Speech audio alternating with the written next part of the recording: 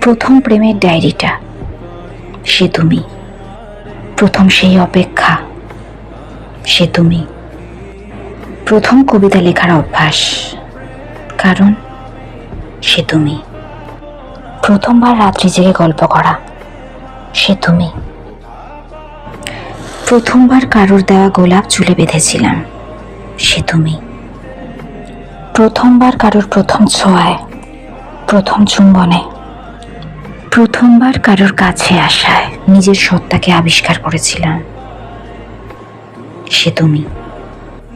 প্রথমবার কারোর হাত ধরে রাস্তা পার করেছিলাম সে তুমি, প্রথমবার কারোর সাথে কাটানো মুহূর্তগুলোকে সুন্দর করে গুছিয়ে রাখছিলাম মনের এক কোণে